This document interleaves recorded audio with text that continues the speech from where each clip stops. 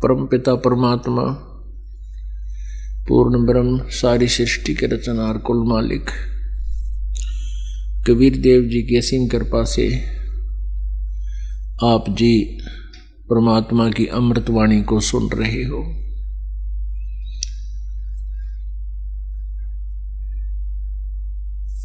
परमेश्वर कबीर देव जी ये वो सुप्रीम पावर हैं, वो परम पिता हैं, सबके कुल मालिक हैं, जिन्होंने ये सब सृष्टि रची है, जिनसे हम सभी प्राणियों की उत्पत्ति हुई है। हम सभी सतलोक में रहा करते थे,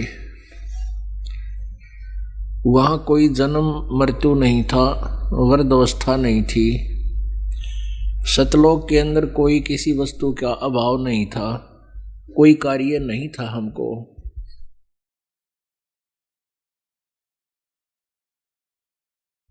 परमात्मा की वहाँ एक विशेष कसक हमें बनी रहती थी। हमारा स्थायी वहाँ परिवार था,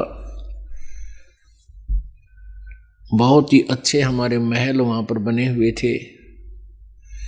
उन सबको त्याग कर हम अपनी नालायकी के कारण इस काल भगवान जो इस 21 ब्रह्मांड का स्वामी है, ये भी वहीं रहता था, ये भी हमारा ही भाई है, ये एल्डर ब्रदर है, अपना बड़ा भाई है। इसने वहाँ गलती की, इसके साथ साथ हमने भी गलती की, जिसके परिणाम स्वरूप हम इस दुखमय स्थान पर आ गए। जब तक हम अपने स्वलोक नहीं चले जाएंगे जहाँ हम रहा करते थे, तब तक हम यहाँ सुखी नहीं हो सकते। पहले तो हमें यहाँ ऐसा शरीर मिला हुआ है, इसमें सुख नाम की वस्तु है ही नहीं। फिर ऐसा स्थान मिला है कि यहाँ कोई सुख कहीं पर भी नहीं है। पुण्यात्माओं, हम जरा सा विवेक से काम लें, परमात्मा के दिए हुए ज्ञान को आधार बनाकर हम गहराई से सोचें, तो आप जी आसानी से समझ सकते हो कि हम कौन हैं, कहाँ से आए हैं और यहाँ हम कर के रहे हैं, हम क्या कर रहे हैं। जो हम क्रिया कर रहे हैं इसमें हमारी व्यवस्था ज़्यादा है, मजबूरी अधिक है। उस मजबूरी से प्रत्येक आवश्यकता जन्म ले लेती है और जिस कारण से हम इस मनुष्य जीवन के मूल उद्देश्य को भूलकर इस काल के द्वारा फंसाए गए जाल में ही उलझ पुलझ रहते हैं। परमेश्वर कबीर जी स्वयं आते हैं, वो हमारे पिता हैं सभी के। उन्हीं को हमारे ऊपर हो रहे दर्द कहर का दुख होता है। अपनी ही संतान को दुखी देखकर पिता माता दुखी होते हैं, दूसरा कोई दुखी नहीं होता। पुण्यात्माओं, आज हम कितने दुखी हैं। किसी का बेटा मर गया है, किसी की बेटी विधवा है, किसी की टांग कट गई है, किसी की आंख फूट गई है। परिवार के परिवार नष्ट हो जाते हैं, कोई बीमारी से या किसी दुर्घटना से। पुण्यात्माओं, परमात्मा को दयालु बताते हैं और परमात्मा दयालु ही है।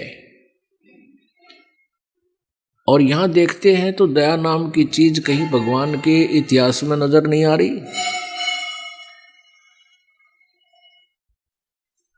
एक व्यक्ति ने इकलौता पुत्र था, उसका अच्छी शिक्षा कराई, उसको अच्छी शिक्षा दिलवाई, विवाह की तैयारी थी, अच्छी पोस्ट HCS पोस्ट पर वो नियुक्त हो गया, विवाह की तैयारी हो रही थी, उसी दिन एक्सीडेंट में मर गया। दुर्घटना के अंदर उसकी मृत्यु हो गई। पुण्यात्माओं, और भी बहुत सी ऐसी घटनाएं हैं जो आप जी को भी मालूम है। परमेश्वर कहते हैं इस बात को सभी जान जाते हैं, कौन सी डूबन की है, कौन सी तरण की, लेकिन ख्यास नहीं करते। जोर दे के विचार नहीं करते। जब तक हम विचार करना नहीं की आदत नहीं डालेंगे प्रत्येक घटना पर, तो हम यहाँ से हिलेंगे नहीं। ठीक है, जैसी भक्ति आप कर रहे हो, साधना कर रहे हो, इसका फल आपके गुड अकाउंट में लिखा जाएगा। और कभी मनुष्य जन्म होगा तो आपको ये पुण्य धर्म जो आप कर रहे हो इस सच्ची साधना का, ये तो ढेर मिल जाएगा। लेकिन यह दुर्गति मिटे नहीं जब तक आप यहाँ से हृदय नहीं हटाओगे कि हम यहाँ आए किस लिए हैं और किसके लिए हम यहाँ सारा जीवन व्यर्थ कर रहे हैं। क्या संतान के लिए? हाँ, संतान के लिए। और संतान का ना पता ही नहीं वो कल के हो जाए उसके संग में। तो ऐसी दुर्घटनाओं को टालने के लिए भी समर्थ शक्ति की आवश्यकता पड़ती है। वो समर्थ कबीर देव है जो हमारे प्रारब्ध के अंदर आने वाली दुर्घटनाओं को, घटनाओं यानी कोई और भी कोई किसी प्रकार का आपदाएं हैं, उन सब को वही टाल सकता है। अन्यथा कोई भी प्रभु जिनको आप इष्ट मानकर पूजा करते थे, श्री ब्रह्मा जी, श्री विष्णु, श्री शिव जी और ब्रह्म पर ब्रह्म दुर्गा जी, ये हमारे प्रारब्ध में अंतर नहीं कर सकते, कोई चेंज नहीं कर सकते, परिवर्तन नहीं कर सकते। आपके भाग्य में मृत्यु है तो मृत्यु होगी ही होगी, लेकिन एक परमात्मा है, वो पूर्ण ब्रह्म सत्य पुरुष। वो यदि आप परमात्मा की शरण में सच्चे दिल से लग रहे हो और आपके परिवार में भी अगर कोई आपत्ति आनी है, उसको भी आपकी प्रार्थना से वो टाल देगा प्रभु। पुण्यात्माओं, इस अध्यात्म ज्ञान का बहुत गहरा और विस्तार है, बहुत इसमें गूढ़ रहस्य है और विस्तार के साथ इसको समझना पड़ता है। एक सदस्य नाम लिए हुए है घर का और सच्ची नीयत से भगवान के में समर्पित है, उसके कारण पूरा परिवार सुखी रहता है जब तक उसका जीवन रहेगा। बाद में चाहे उन पर बिजली पड़ो, जो नाम नहीं ले रहे अगर, और फिर उसमें क्या है कि जैसे एक परिवार का सदस्य सच्चे दिल से नाम लिए हुए है और सही श्रद्धा कर रहा है और पूरा विश्वास के साथ, आधीनी के साथ, सब मर्यादाओं में रहता हुआ कर रहा है इस परमेश्वर की सच साधना, तो उसको अन्य परिवार को भी क्रेडिट मिलता है, वो देता है, क्योंकि उसकी आस्था बच्चों में है और वो यही प्रार्थना करता रहता है कि परमात्मा मेरे बच्चों की सुरक्षा करना, मेरे बच्चों की रक्षा करना, इन पर कोई आपत्ति ना आवे, इनको संतान देना। तो वो क्या होता है कि वो क्रेडिट तो उनको मिल जाएगा आपकी प्रार्थना से, लेकिन आपकी भक्ति माइनस होती चली जाएगी और आप मोक्ष से वंचित रह जाओगे। आप जी को चाहिए कि उन बच्चों को भी मार्ग पर लगाओ, उनको भी मार्ग पर लगाओ। जैसे किसी के एक ट्रक के, किसी के जो है ना कार में या पंचर हो गया, हवा निकलेगी और दूसरे के टायर, ट्रक के टायर से उसमें डाल देंगे तो ट्रक भी खड़ा रहेगा। फिर वो ट्रक के अंदर से जो टायर से यानी ट्यूब से हवा निकाल कर वो छोटे व्हीकल के पहिए में डाल दी, व्हील में। इतनी राहत आप अपने परिवार को दे रहे हो और आप फिर खाली हो जाओगे। आपको चाहिए कि अपने बच्चों को भी उसी रास्ते पर लगा दो और उनको भी पंप दे दो, भाई अपना रास्ता बता दो कि ऐसे ऐसे यहाँ से हवा डलवाओ। यानी परमात्मा के नाम का हैंड पंप लेकर के उसका अपने टायरों में हवा डालो, एक दूसरे को ना दो। कहने का भाव यह है कि हमने इस अध्यात्म मार्ग को सुनना है, क्योंकि ऐसे बहुत से प्रमाण हैं। जैसे एक टटीरी थी, टटीरी एक पक्षी था, वो पिछले जन्मों के टायर, उसने पिछले जन्मांतर की भक्ति की हुई थी, उसके संचित कर्मों में डिपॉजिट थी। और फिर उसके ऊपर आपत्ति आई कि उसने टटीरी पक्षी के रूप में वो जन्म था, उसके बच्चे अंडे उसने उत्पन्न कर दिए कुरुक्षेत्र के मैदान में और वहां पर 18 करोड़ सेना इकट्ठी होगी युद्ध के लिए। तब उसने परमात्मा से प्रार्थना की थी, मेरे अंडों की, मेरे बच्चों की रक्षा करना प्रभु। आत्मा से रोई थी वो। उसी समय परमेश्वर ने ऐसी लीला की कि इंद्र के हाथी का एक घंटा जो गले में बांध रखा होता है 88,000 मन का, वहां से टूट के और उन अंडों के ऊपर आकर गिर गया। 18 करोड़ सेना के आपस में लड़ मरी, अग्निबाण छूटे, लेकिन अंडे सुरक्षित रह गए। तो पुण्यात्माओं, इस प्रकार वो पुण्यात्मा जो थी, पिछले जन्म जन्मांतर की पुण्यात्मा थी, और बीच बीच में हम बहुत सी गलतियां कर देते हैं जिसके दुष्परिणाम भी भोगने पड़ते हैं। वो टटीरी की योनि में दुख पा रही थी। परमेश्वर कबीर जी की शरण में की हुई साधना आपके कई जन्मों तक काम आती है। तो ऐसे उसने अपने संचित कर्मों को भी बर्बाद कर दिया और उन अंडों की रक्षा के लिए वो बच्चे हुए, फिर वो भी मर गए। 5-4 साल के अंदर उनकी मृत्यु, टटीरी भी मर गई। तो इस प्रकार इस काल के जाल को हमने समझना है। आप जी यहाँ आए किस लिए हो? यदि इन बच्चों की सुरक्षा और इन्हीं के लिए अपना जीवन व्यर्थ कर रहे हो तो आप जी ने भक्ति नहीं समझी। भाव ये नहीं है कहने का दास का, परमात्मा का भी ये उद्देश्य था। ये कहने का भाव नहीं है कि बच्चों में अस्थाई ना रहे या इनकी केयर टेक ना करें, नहीं। ये हमारा एक कर्तव्य है परमात्मा के बच्चे मान के। ये हमारे बच्चे नहीं हैं, ये परमेश्वर की आत्माएं हैं, उस धनी के बच्चे हैं और हमारे को सेवा दे रखी है। हम नौकर हैं उस परम पिता के। तो एज ए सर्वेंट हमने काम करना है, अधिकार नहीं जमाना। हम अधिकार अधिक जमाते हैं, अपना कर्तव्य कम करते हैं, कर्तव्य का पालन कम करते हैं और हम इनको अपना मानकर दुखी रहते हैं। क्योंकि हमारी सेवा लगाई है तो इनके दुख में दुखी होना हमारा स्वाभाविक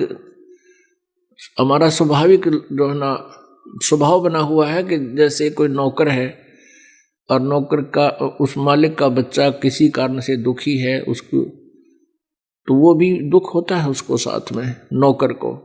तो ऐसे ही हम अपने बच्चों को अपना ना मान करके परमात्मा का मान के, उससे डर के उनका जो कर्तव्य कर्म है वो पूरा करें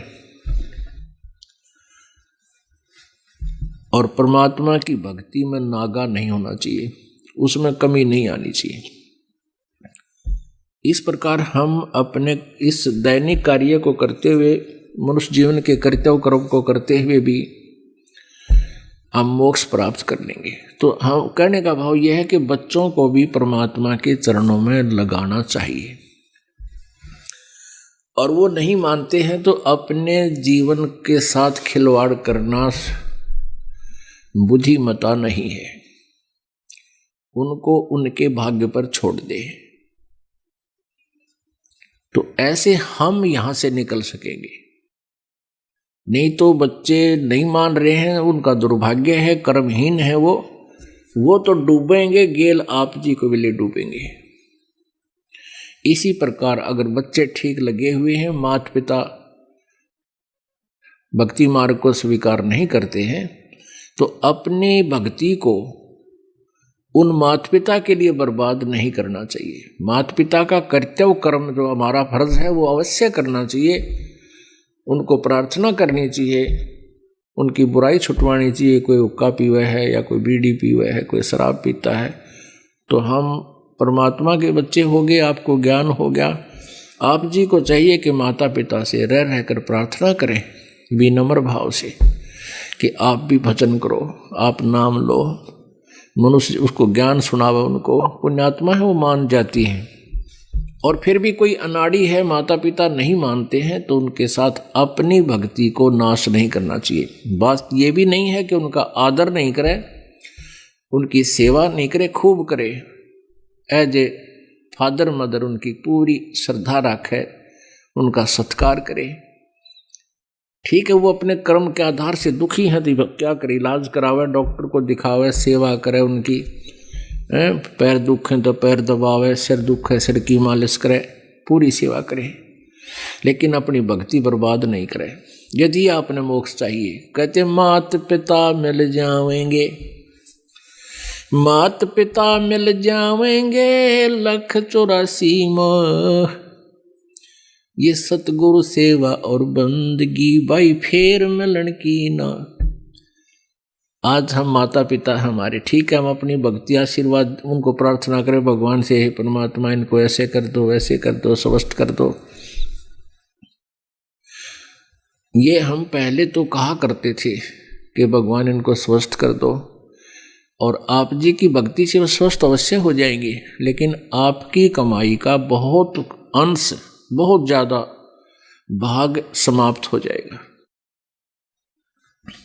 फिर हमारे अंदर ये आता है, क्योंकि हम बालक हैं इसीलिए काल के जाल से नहीं निकल पाते।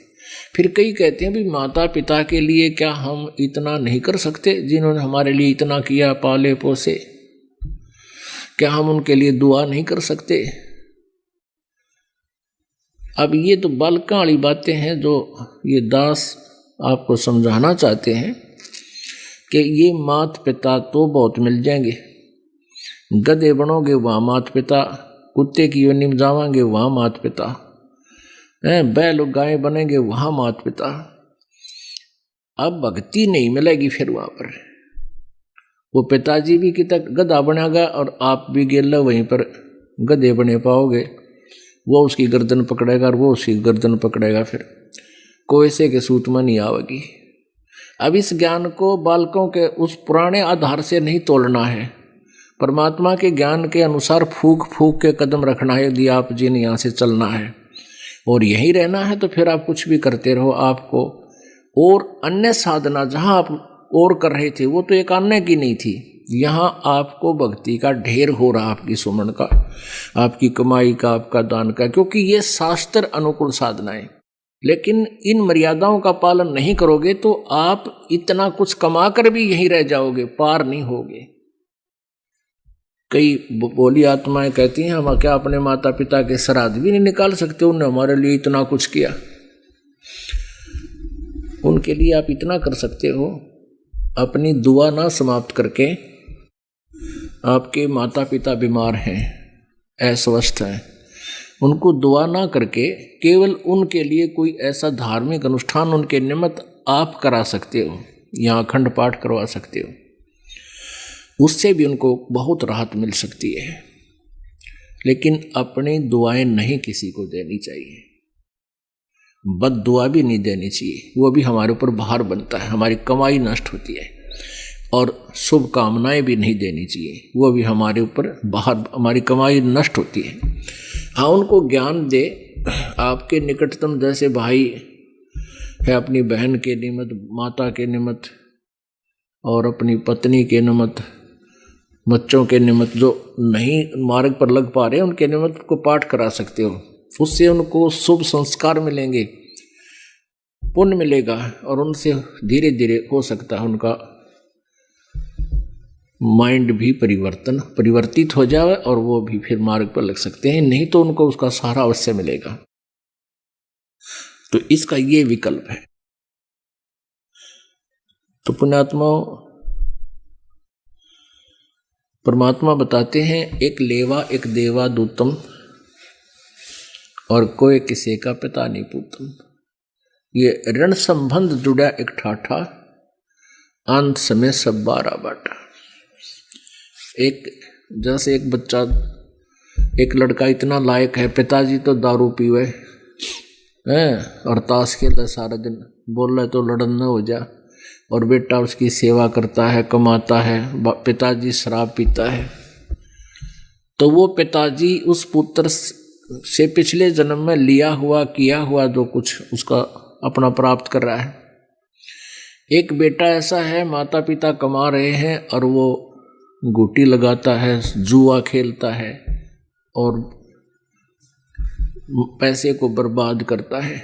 माता पिता रोते रहते हैं बैठकर, वो मानता नहीं है। तो पिछले जन्म में उस माता पिता ने उनका कोई ले रखा था, अब वो पूरा करके छोड़ेगा। तो एक लेवा एक देवा दूतम, कोई काहू का पिता निपुतम। ये ऋण संबंधी जुड़ा एक ठाठा, ऋण एक दूसरे की उधार आपके ऊपर है। और इस कारण से ये एक परिवार बना बैठा है। अंत में सब 12 बाटा, आपकी मृत्यु होगी, ना जाने कहाँ जन्म होगा। बेटे की मृत्यु होगी, पता नहीं संस्कारवश कहाँ जाएगा, कौन से देश में जन्म होगा। अंत में सब 12 बाट, अलग अलग 12 बाट, बाट माने रास्ते, अलग अलग रास्तों पर जाओगे, फिर ना जाने कभी मिलोगे कि ना मिलोगे किसी जन्म में। इन सब बातों को विचार करके पुण्यात्माओं अपने मोक्ष कराने के इस उद्देश्य को, लक्ष्य को प्राप्त करना है। आज जो ये समागम चल रहा है 3 दिन का, इसका वैसे तो हम महीने में 2 बार करते ही हैं, 3-3 दिन का।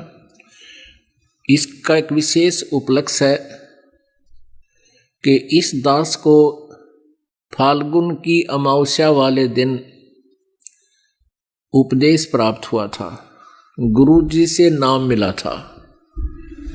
परमात्मा कहते हैं, जा दिन सतगुरु भेटियो वो दिन लेखे जान, बाकी समय गंवा दिया बिना गुरु के नाम।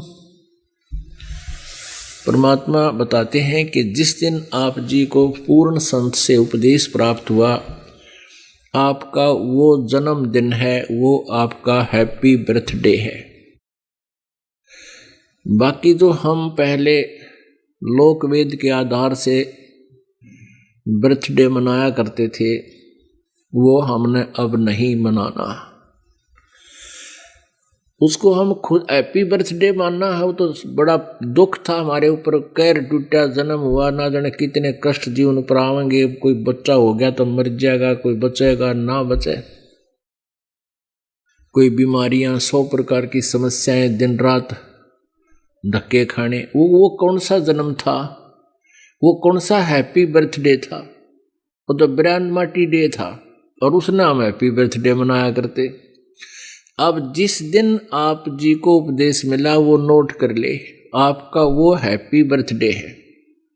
और 100 याद रखे भगवान, कैसे प्राप्त हुआ वो दिन जिस दिन आपकी शरण मिली मालिक।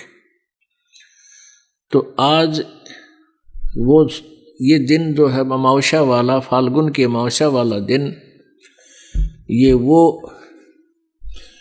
हैप्पी डे है जो जिस दिन इस दास का उद्धार हुआ। गुरुदेव जी ने उपदेश बख्शीश किया। अब याद आती है उस दिन की महत्व की, आज याद आता उस दिन की महिमा। जे वो ना मिलता वो दिन, ये जितना भी समय, सन 1988 17 फरवरी फाल्गुन अमावस्या, सन 1988 को इस दास को उपदेश मिला था। आज 23 वर्ष का हो गया ये दास। वैसे शरीर की आयु लगभग 60 वर्ष की होगी, लेकिन असली आयु इस दास की 23 वर्ष है। उससे पहले जो जीवन था वो मनुष्य का नहीं, पशु की तुल्य था। पशु भी वही कर्म करते थे, ये दास भी वही कर्म करता था। और जिस दिन से गुरु मिले हैं, उपदेश मिला है, उस दिन से हमारा जन्म है। एक उपदेशी परिवार की लड़की किसी अनुपदेशी परिवार में ब्याही गई, उनका संयोग हो गया। उनके गुरुजी उधर जा रहे थे, घरवालों ने कहा कि गुरुदेव आपकी बेटी वहाँ गई है, उधर से होते जाना। वो मानते नहीं हैं, उनको कुछ शिक्षा देना। तो वो गुरुदेव उनके घर चला गया। उस दिन न तो उसका पति था, ने उसका ससुर कहीं बाहर खेतों में गए हुए थे, किसी कामवश बाहर गए हुए थे। उस गुरुदेव ने पूछा, बेटी अच्छा उधर से क्या था कि उसकी सासू ने सास को काफी कहने सुनने से 5-6 महीने पहले किसी संत से उपदेश ले लिया था। तो गुरुदेव वहां पहुंचा, उसने पूछा कि बेटी सासू है तेरी? और सासू वहीं बैठी, कहा जी। कितने वर्ष की है? कि 6 महीने की। 6 महीने की है मेरी सासू। अच्छा, और ससुरा? बोला ससुरा तो सही नहीं। और पति? बोला पति भी को ना। अच्छा, कहा बेटी मैं फिर आऊंगा, अभी तो मुझे समय है नहीं, फिर 1-2 दिन रुकूंगा, इन सबको प्रार्थना करूंगा और समझाएंगे। चला गया। अब वो बुढ़िया ने तो सींग पिना लिए और लगी लड़न उस लड़की के साथ। कितना शर्म नहीं आई, हमारी बेइज्जती करे, इतना बोलन का भी ना बेरा है। वरना 60 साल की औरत ने तो 6 महीने की बतावे, और ससुरा मार दिया, तने खसम मार दिया। उन सही कोई ना। अब वो होगी कला शुरू।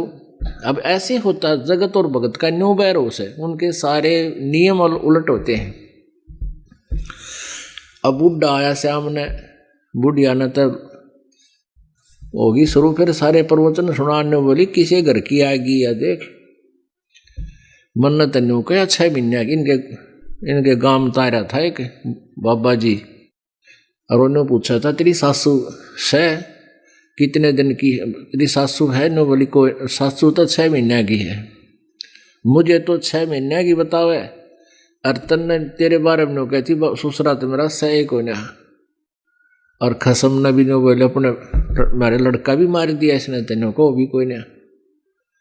अब बूढ़ा समझदार था कि भाई इस बालक गेला के बालक होऊंगा, और वो कह के गया है 2-3 आऊँगा, फिर मैं उसी से बात करूँगा।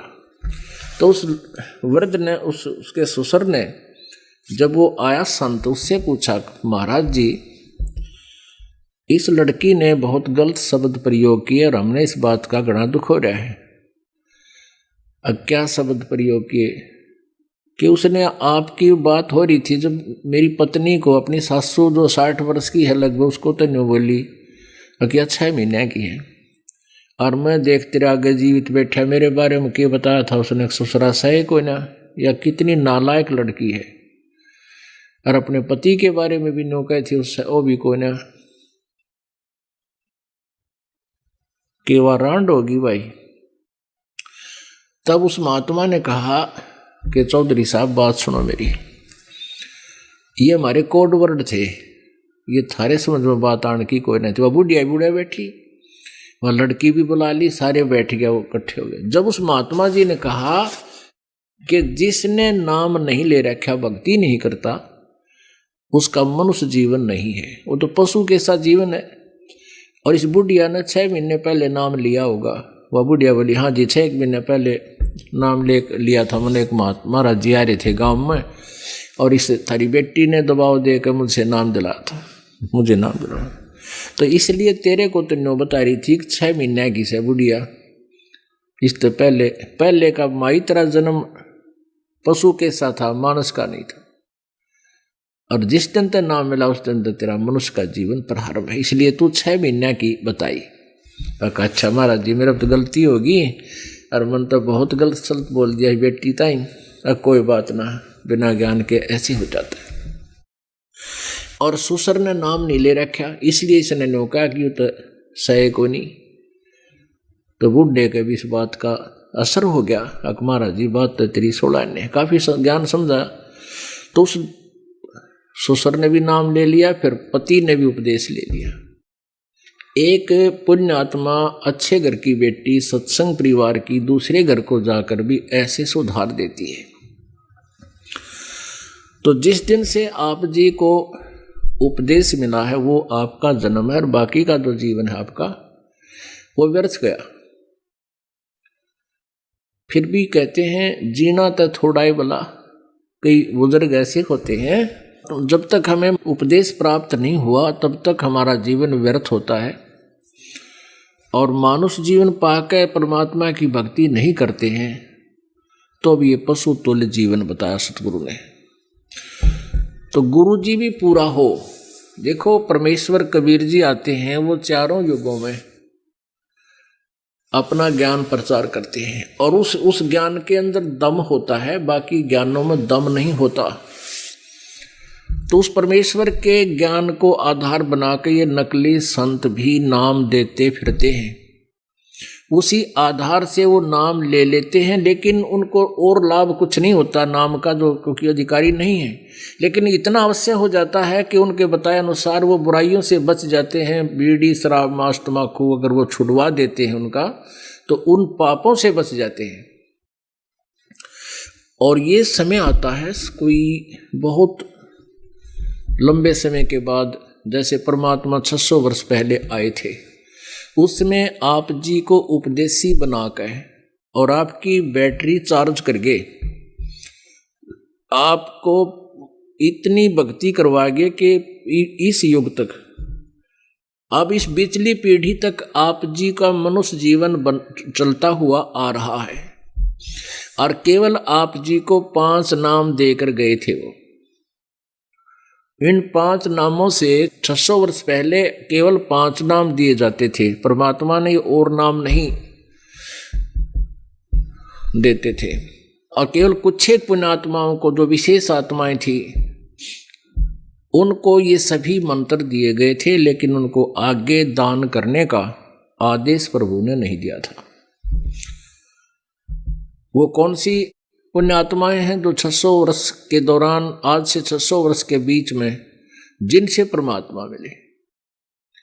आदरणीय धर्मदास साहिब जी उनके समकालीन थे, आदरणीय नानक साहिब जी कबीर साहिब के समकालीन थे, आदरणीय मलुकदास साहिब जी, आदरणीय दादू साहिब जी, आदरणीय गरीबदास साहिब जी, छुडानी वाले गांव, छुडानी वाले जिला झज्जर हरियाणा वाले, आदरणीय गीसा दास साहिब जी, ये बाद के हुए हैं। उनके समकालीन 2 महात्मा पुरुष थे। उन सबको परमात्मा मिले और उनको नाम पूरे दिए, लेकिन उनको आगे नाम देने का आदेश नहीं दिया। किस लिए नहीं दिया? क्योंकि ये नाम फिर सब जगह फैल जाएगा। नकली संत, काल के दूत इन्हीं नामों को देते हुए फिरेंगे, और हमारी जब पिछली पीढ़ी का समय आएगा इनको पार करने का, जो अब वर्तमान में चल पड़ा, तो उस समय हम न तो ज्ञान की भिन्नता बता पाएंगे और न ही नाम की कोई भिन्नता होगी। वही नाम वो नकली दे रहे होंगे, वही नाम हम देंगे, तो उन नकलियों को छोड़कर वो पुण्यात्मा हमें पहचान नहीं पाएंगे, यहाँ नहीं आएंगे। जैसे आदरणीय नानक साहिब जी को ये सतनाम दिया था 2 अक्षर का। इस 2 अक्षर के नाम के जाप की विधि भी अलग है। 5 नाम भी दिए थे, 5 नाम। उन 5 नामों का भी गुरु ग्रंथ साहिब में विवेचन है, जिक्र है, और सतनाम का भी रह रह कर जिक्र है। लेकिन सतनाम एक कोड वर्ड है। सतनाम का अर्थ है सच्चा नाम, सच्चा साहिब, सचखंड। सचखंड कहो चाहे सतखंड कहो चाहे सतलोक कहो, वो तो है एक स्थान का नाम। और सतनाम कहो चाहे सच्चा नाम कहो, रियल मंत्र कहो, ये है एक जाप करने का अक्षर, मंत्र। तो ये मंत्र नानक साहिब जी को परमात्मा ने दिए थे, कबीर परमेश्वर ने। लेकिन उनसे प्रतिज्ञा करा ली थी कि अभी पुण्यात्माओं ये नाम किसी को नहीं बताना, ये नाम दान नहीं करना, नहीं तो पिछली पीढ़ी में हमारे जीवों को ये काल के दूत अपने जाल में फंसाए रखेंगे, हम उनसे वापस नहीं ले सकेंगे। जैसे धन धन सतगुरु राधा स्वामी है, और ये नरेंद्र अंसा देश वाले, बाल योगेश्वर सतपाल वाले, निरंकारी या सारा मरके से, ये सब मूर्ख बना रहे बोली आत्माओं को। इनका ये सुधांशु जैसे, इनके पास खख नहीं ज्ञान का, आत्म ज्ञान नहीं, एक नए पैसे का महापुरुषों के पास। ये पिछले जन्म की पुण्यात्मा है, अपने पुण्यों का नाश कर रहे हैं, और साथ में भोली आत्माओं को मिसगाइड करके भगवान से दूर करके ये महा पाप के भागी हो रहे हैं। इससे बड़ा अपराध पृथ्वी पर नहीं है और इससे बड़ा पुण्य नहीं जो आत्म प्राण उधार ही, ऐसा धर्म नहीं और इन पुण्य आत्माओं को सही मार्ग दे दिया जाए, इससे बड़ा कोई पुण्य नहीं है और इससे बड़ा पाप नहीं। आपके अनमोल जीवन को बर्बाद किया जा रहा है नकली संतों और गुरुओं के माध्यम से, ये काल अपना दाव लगा रहा है। तो ये जो दास से आपको बताना चाहता है कि परमात्मा ने ये मार्ग छुपा रखा था, इस ज्ञान को भी छुपा कर रखने की प्रतिज्ञा करा रखी थी। धर्मदास तो लाख दुहाई, ये मूल ज्ञान कहीं बाहर ना जाई। मूल ज्ञान जो दास आपको अब प्रकाश में ला रहा है, जिस ज्ञान को, इसको छुपा कर रखने की प्रतिज्ञा करा रखी थी। और ये मूल ज्ञान तब तक छुपाई जब तक द्वादश पंथ ना मिट जाए। अब 13वां पंथ जो शुरू हो गया परमात्मा का ओरिजिनल, तो 12 ताप खत्म हो गए क्योंकि उनका अस्तित्व समाप्त हो जाएगा। उनके पास वो मंत्र नहीं, वो ज्ञान नहीं, वो नाम नहीं। और आज बुद्धिमान समाज है, एजुकेटेड है, बहुत शीघ्र इस मार्ग को स्वीकार करेगा। तो नानक साहब जी को परमात्मा ने नाम दे दिया था सतनाम, और फिर गुरु नानक जी को उसको सीधा नहीं बोलते थे, सतनाम श्री वाहेगुरु, सतनाम श्री वाहेगुरु, वाहेगुरु सतनाम वाहेगुरु। वाहेगुरु का अर्थ था कबीर परमात्मा सचखंड में नानक जी को लेकर गए थे, वहाँ देखा था उनके नज़ारे को, झांकी को, कि सचमुच ये तो परमात्मा है, सचखंड में रहते हैं। फिर परमेश्वर ने कहा था कि आप वापस जाओ, इस ज्ञान का प्रचार करो, जो आपने आंखों देखा है वो जनता को बताओ, भक्तों को ये काल का जाल समझाओ। और मैं काशी में रहता हूँ, रामानंद जी मेरे गुरुदेव हैं और मैं वहाँ जुलाहे का काम करता हूँ, मैं पृथ्वी पर भी रहता हूँ। अब नानक जी वापस आए, 3 दिन तक वो अदृश्य हो गए थे, बेई नदी में डुबकी लगाई थी नहाने के लिए, वहाँ से वापस नहीं आए थे। तीसरे दिन उसी दरिया के किनारे खड़े दिखाई दिए। उसके बाद जो नौकरी करते थे नानक जी, नौकरी को त्याग कर बनारस की प्रथम उदासी बनारस की है, वहाँ पहुँचे। वहाँ देखा जो परमात्मा को, ओहो हाई सूरत मुल्क की वेश, ए ठगवाड़ा ठकी देश, खरा सियाणा बोता बार, ये धानक रूप रहा करता, आंखों में आंसू भर आई। और वहाँ के जुलाहों को कुछ कॉलोनी में खड़े होकर आवाज़ लगा रहे हैं कि ये रहा, ये धानक रूप रहा करतार, ये परमात्मा रहा, लोगों आ जाओ देख लो भाइयों भक्तों, ये भगवान है, ये परमात्मा है। अन्यों का आग्रह घर का जोगी जोगड़ा, बार का जोगी सिद्ध। अब जुलाहों ने, काशी वालों ने तो वो एक मूर्ख सा लगा था, एक गरीबड़ा सा आदमी, दानक जुलाहा, कपड़े बनकर रोटी खा अपना गुजारा कर रहा है, जिसने भगवान बतावे कोई 7 जन्म भी ना जचाए। लेकिन नानक साहिब जी कैसे भूल सकते हैं।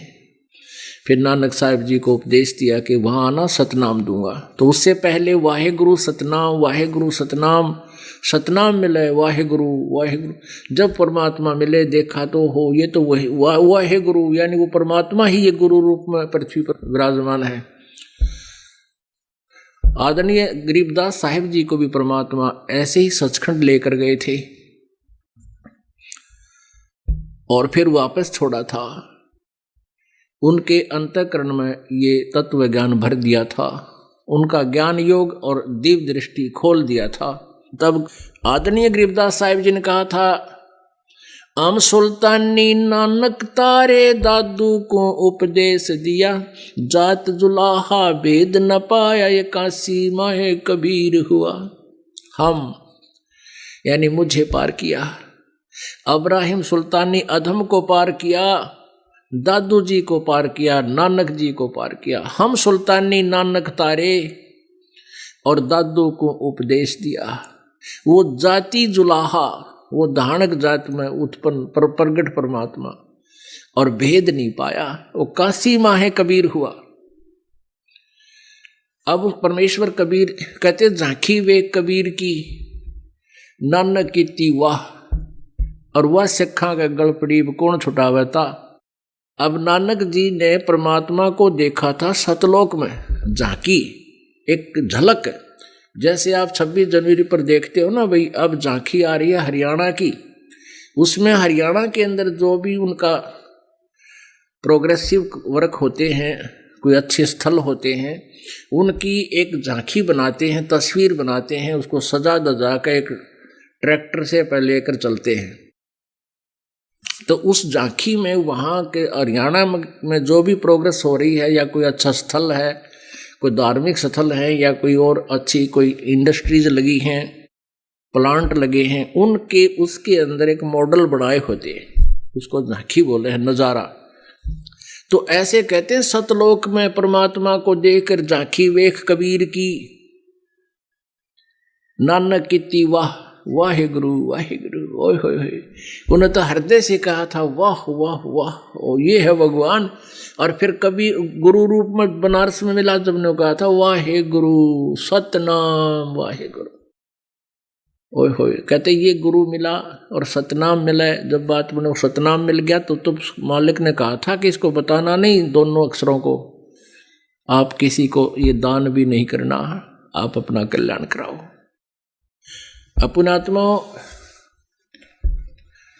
अब आपको थोड़ा प्रमाण देते हैं।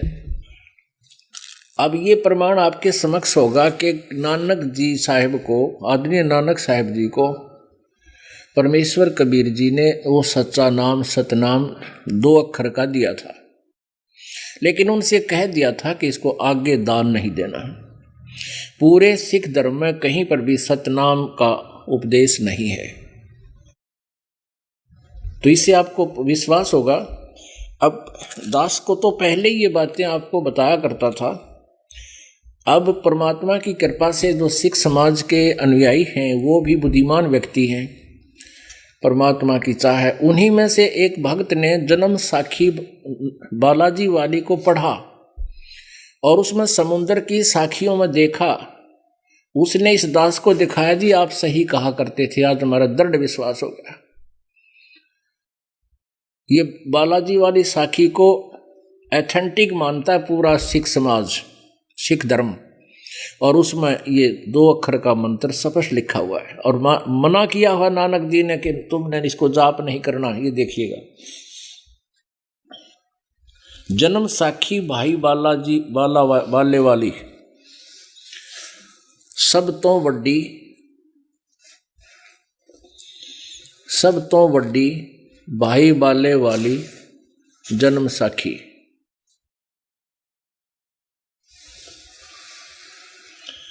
Doctor Jawahar Singh Kripal Singh and company, ये न छापी है।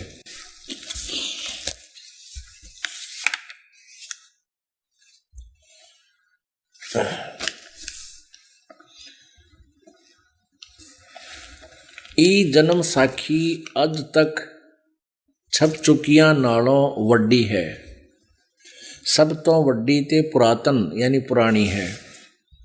भाई बाले वाली जन्म साखी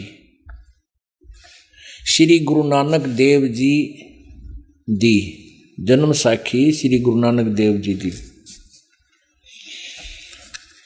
ये है मुकम्मल साखियां नाहन, इसमें लिखा है पंजे साहिब दी साखियां ते 10 पातशाह दे जीवन समेत मुकम्मल साखियां हन। प्रकाशक doctor Jawahar Singh Kripal Singh and company. यह है पुस्तकां वाले गली नंबर 8 बाग रामानंद अमृतसर छपी है।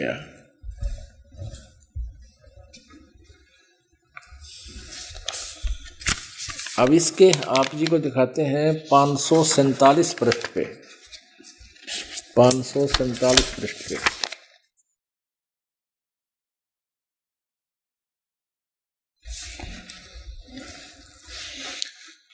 ये 547 पृष्ठ है।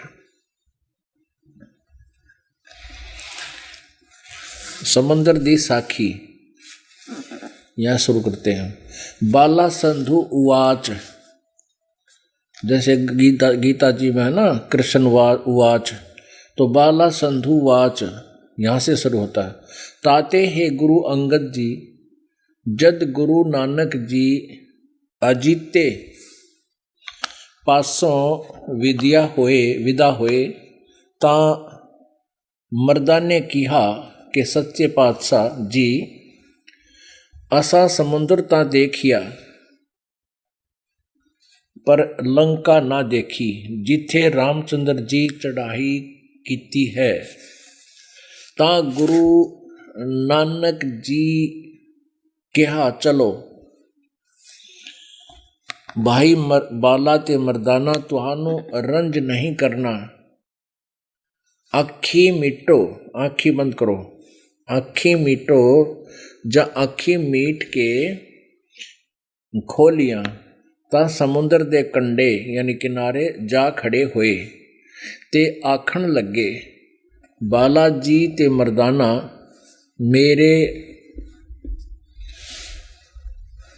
मेरे पीछे पीछे चले आओ, मुखों वाहेगुरु वाहेगुरु कहिंदे आओ।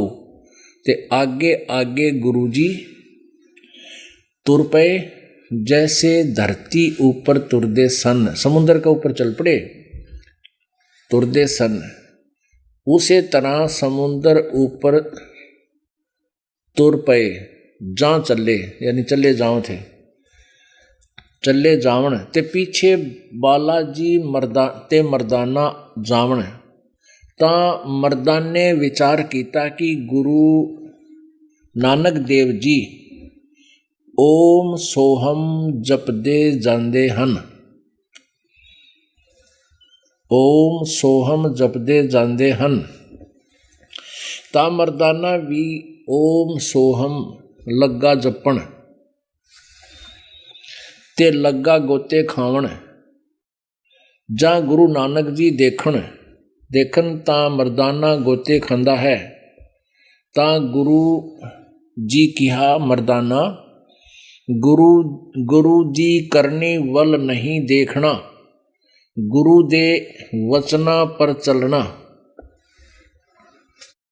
चाहिए। तू मर्दाना ओहे आख जे असा आखिया है। ता मर्दाना फेर लगा वाहेगुरु वाहेगुरु कहन। ता फिर जल ऊपर उसे तरह तुरन लगा। अपने आत्माओं, ये है वो ज्ञान जो दास आपको बताना चाहता है। इन प्रमाणों के बिना आप इनको स्वीकार नहीं कर सकते, क्योंकि हमने अज्ञान को आवश्यकता से अधिक सुन रखा है। एक तो ये सुन रखा है कि गुरुजी कोई वचन दे दे, कोई नाम दे दे, वही गुरु का वचन पार कर देगा।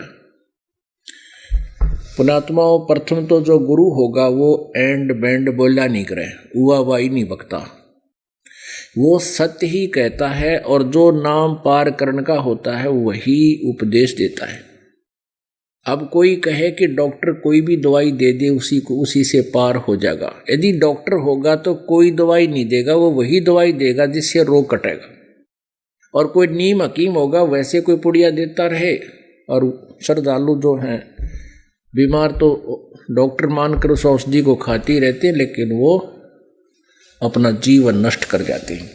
ऐसे ही इन नकली गुरुओं के शिष्य जो हैं वो ये कहते हैं कि कोई गुरुजी कोई नाम दे दे, गुरु का वचन ही पार करता है। नहीं, गुरु वही नाम देगा जो पार करने का होगा, यदि वो गुरु है। नहीं तो फिर ये नीम हकीम बहुत है। उन नीम हकीमों से पीछा छुटाने के लिए आप दास आपको ये ज्ञान से, इस ज्ञान के द्वारा आपको परिपक्व करना चाहता है कि आप उन नालाकों के फिर चुंगल में दोबारा ना आ जाओ और जो फसली है वो निकल आवे। कई बोली आत्मा कहते हैं कि आपके गुरुजी तो आलोचना करते हैं, निंदा करते हैं। अपने आत्मा वो कुछ भी कह सकते हैं। जो इतने श्रद्धालु हैं अपने गुरुजी के ऊपर अटूट श्रद्धा रखते हैं, और ये रखनी भी चाहिए। यदि गुरुजी है तो, नकली है तो उसको त्याग देना चाहिए। अब जैसे सरकार ने एक बार नकली नोट पकड़े थे 500 के, 1000 के, और उनको फिर टेलीविजन के माध्यम से समाचार पत्रों के माध्यम से दोनों को, ओरिजिनल और डुप्लीकेट दोनों को आमने सामने दिखाया था और बताया था कि ओरिजिनल ऐसा होता है, डुप्लीकेट ऐसा होता है, इससे बचना। तो सरकार आलोचना नहीं कर रही थी, एक महा उपकार का काम किया। ऐसे ये दास कर रहा है कि हमारे जो सदग्रंथ हैं, पवित्र गीता जी, पवित्र वेद, पवित्र पुराण, पवित्र कुरान, पवित्र गुरु ग्रंथ साहिब, पवित्र बाइबल, इनके अंदर जो परमात्मा के विषय में जो ज्ञान है वो ओरिजिनल ज्ञान है। उसके उनके अंदर वो मंत्र भी विद्यमान हैं जिनसे मोक्ष संभव है। गीता जी अध्याय नंबर 8 के श्लोक नंबर 13 में गीता ज्ञान दाता ब्रह्म कहता है कि मेरा केवल एक ओम मंत्र है, इसके अतिरिक्त मेरा कोई मंत्र नहीं है, कोई भक्ति और जाप का भी मंत्र नहीं है किसी का भी। तो ओम नाम एक अक्षर मंत्र है। और परम अक्षर ब्रह्म के बारे में अध्याय नंबर 17 के श्लोक नंबर 23 में 3 अक्षर के मंत्र से पूर्ण मोक्ष प्राप्ति का संकेत किया है। उसमें ओम, तत् और सत है। ओम ये सीधा ही है ब्रह्म का, और तत् जो है ये परब्रह्म का, ये गुप्त मंत्र है। इन दोनों के मिलने से सतनाम बन जाता, 2 अक्षर के नाम से। एक ओम, एक सांकेतिक तत्, ये दोनों मिलकर और ये एक सतनाम बन जाता 2 अक्षर का। और तीसरा मंत्र जो है वो परमाक्षर ब्रह्म का है, सारनाम जिसको बोलते हैं। इन तीनों के लास्ट में इन तीनों का योग हो जाता है। ये तीनों मंत्र एक ही बन जाते हैं जब आपको सारनाम प्राप्त होगा। लेकिन तब उस मंत्र से पूर्ण मोक्ष होगा, जन्म मृत्यु फेर नहीं होगी, हम सतलोक चले जाएंगे जहां से हम आए थे।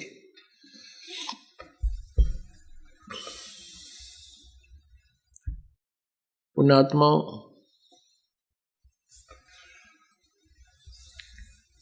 परमात्मा के पाने के लिए आप जी को एक विशेष समय भी निकालना पड़ेगा।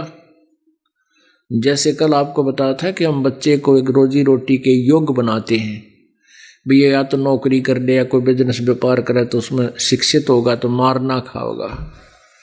उसके लिए हम 15-16 वर्ष 20 वर्ष तक बच्चे को फ्री छोड़ देते हैं, पैसे भी लगाते हैं, उसको समय भी पूरा देते हैं, उसका कहीं घर पर कार्य में प्रयोग नहीं करते उस बालक का। तब 15-20 वर्ष में जाकर के 2 रोटी के योग्य वो बनता है, पेट के लिए एक नौकरी योग्य बनता है। और हमने भगवान पाना है। अब इसमें आपने समय भी निकालना पड़ेगा, आप जी ने धन भी व्यय करना पड़ेगा।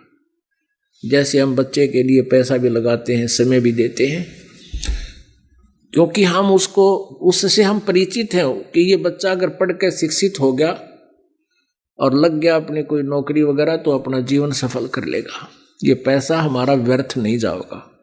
और सुपात्र को दिया हुआ दान, पूर्ण संत के माध्यम से किया हुआ आपका दान और लिया हुआ मंत्र आप जी का व्यर्थ नहीं जाएगा, क्योंकि हम उस प्रोसीजर से, उस लाभ से हम परिचित हैं, बच्चों वाले से। और जिस दिन हम इससे परिचित हो जाएंगे फिर हम इधर भी इतने ही सक्रिय होंगे। आप जी को परमात्मा की महिमा और उससे होने वाले लाभ से परिचित कराकर ये दास ये चाहता है कि आप जी इस मार्ग पर भी इतने ही प्रयत्नशील हो, और तब होगे जब आपको इसके महिमा का पता लग जाएगा।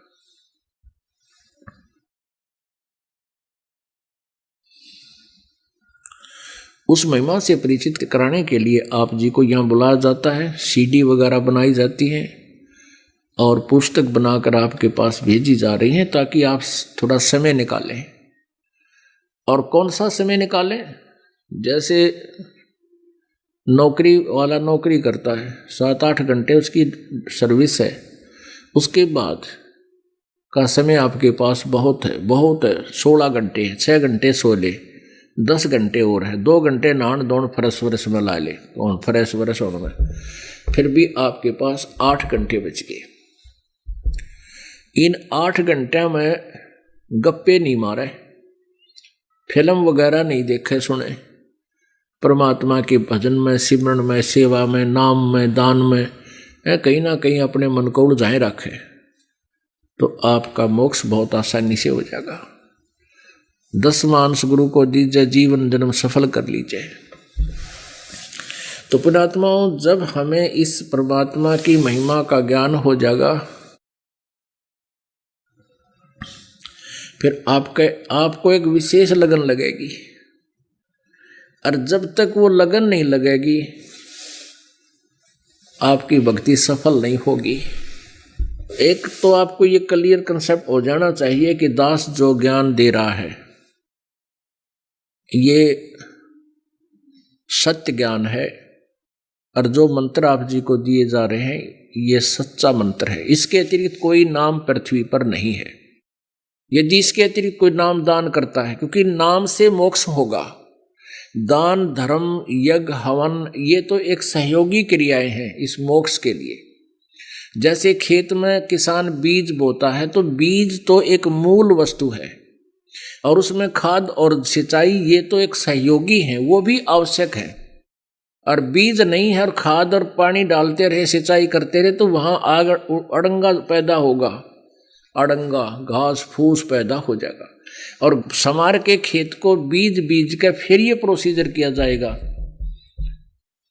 तो आप लाभ होगा। जैसे ये देखिए, कोई तो हवन करते हैं, उसी से कहते हैं हम बस हवन यज्ञ कर दिया इसी तो बेड़ा पार हो जाएगा। नहीं, ये तो अल्पज्ञ हैं वो लोग, उनका ज्ञान संपूर्ण नहीं है। जैसे कोई रोगी है, उसको ट्रीटमेंट किया नहीं जा रहा, उसको इंजेक्शन या गोलियां दी नहीं जा रही, केवल ग्लूकोज चढ़ा दिया जाए, तो ग्लूकोज का अपना अलग से लाभ है। जब तक रोग कटने की दवाई, औषधि, इंजेक्शन अलग से होते हैं, वो अति आवश्यक है। तो ऐसे हम जो साधना करते हैं वो आंशिक कर रहे थे। पहले कोई हवन कर रहा था, कोई स्वाध्याय करता था जिसको ज्ञान यज्ञ कहते हैं, और कहीं धर्म भंडारा हो रहा, 10 रुपये दान कर देते थे या धर्म भंडारे करवा देते थे। इनसे बात नहीं बनेगी केवल। लेकिन कहते हैं गुरु बिन माला फेरते, गुरु बिन देते दान, गुरु बिन दोनों निष्फल हैं, चाहे पूछो वेद पुराण। पूरा संत हो, सच्ची श्रद्धा आपकी हो, और फिर ये भक्ति करें, तो सत्संग से आपको इतनी प्रेरणा हो जाएगी, ज्ञान से। परमात्मा के पाने के लिए राजाओं ने राज भी त्याग दिया, क्योंकि आत्मा को जब ज्ञान हो जाता है, इसको बहुत जबरदस्त तड़फ बनती है, और वो तड़फ तो बन जाती है इस ज्ञान से, लेकिन समाधान ना मिलने से वो बर्बाद हो जाते हैं, घर भी त्याग जाते हैं, भक्ति भी कर रहे होते हैं, लेकिन अंत में उनको मोक्ष ना मिल करके अन्य सिद्धियां मिल जाती हैं। बहुत से प्रमाण हैं। कबीर परमेश्वर जी कहते हैं कि जब आप जी को परमात्मा की तड़प होगी, आपकी ऐसी स्थिति आ जाएगी, ना तो आपका कितना सन दिल करे, ना किसी के साथ फालतू बोलना जी करे। आप ऐसे रहोगे जैसे अगर ना यूँ बोलता नहीं, ना समय पर ढंग से रोटी खाता, ना नहाए धोए कपड़े में विशेष रुचि इसकी, न क्या कर यूँ पता नहीं क्या हो गया, इसके उन्मुनसा रहे है। उन्मुनसा, ये उन्मुनी मुद्रा जो होती है, ये परमात्मा की तरफ एक विशेष तड़फ की प्रतीक होती है। परमेश्वर कबीर जी कहते हैं, कबीरा बैद बुलाइया, कबीर बैद बुलाइया, पकड़ के देखी बाँ, नाड़ी देखी। वेद न वेद न जाने ही मेरा कर्क कलेजे मां।